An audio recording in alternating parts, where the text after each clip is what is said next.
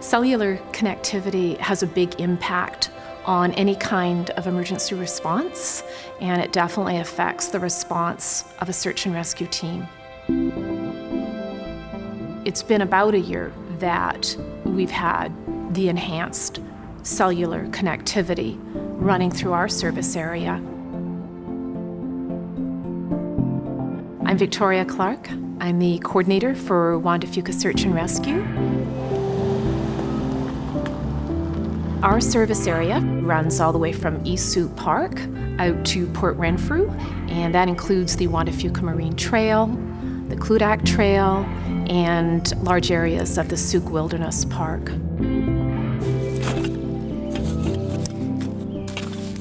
You can deeply underestimate the Juan de Fuca Marine Trail. It's a very, very challenging hike. The kind of calls that we respond to generally are rescue calls, often for injured hikers. Anybody that's needing emergency assistance in our service area can now dial directly to 911. Formerly, if you needed emergency assistance, you'd rely on a passerby or someone from your group to hike out and reach cell service. The enhanced cellular connectivity, it is a big deal to us. We simply have better information in a more timely fashion.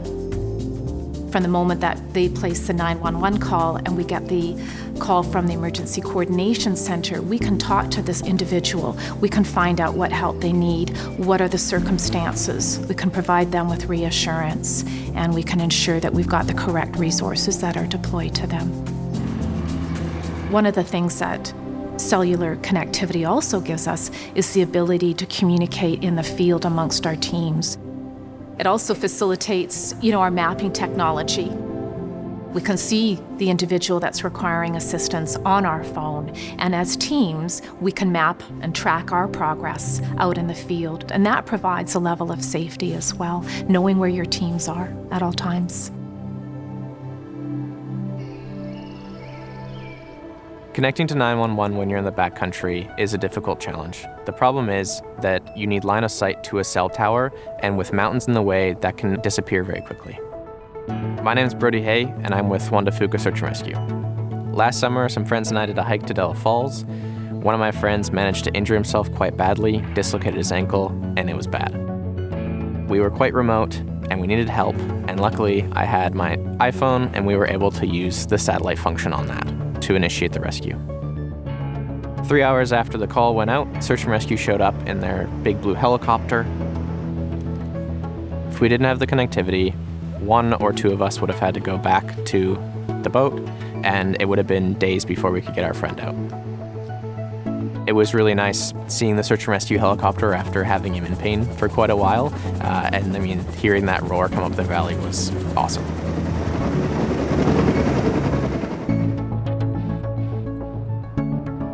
In order to effectively communicate throughout the province, there's no one-size-fits-all. We're seeing a lot more convergence of technologies using fiber, satellite, or mobile phone. I'm Peter Anderson, an associate professor in the School of Communication. I specialize in emergency communication and disaster risk reduction. The biggest challenge in British Columbia is geography. There'll always be a role for satellite communications.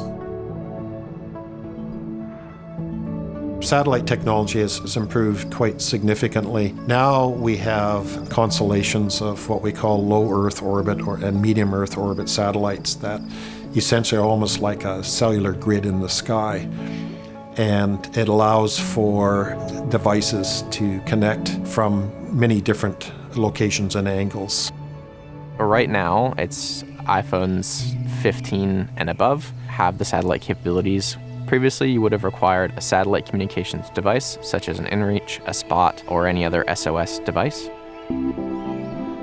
Cell phones give us another tool in the communications toolbox. But I still come back to the caveat that we can't simply rely on these and think that when we get in trouble that we can just make a phone call to somebody. There's no substitute for people actually being prepared. We often refer people to Adventure Smart. It's a national program providing safety tips for people who want to go out and enjoy recreation in wilderness areas.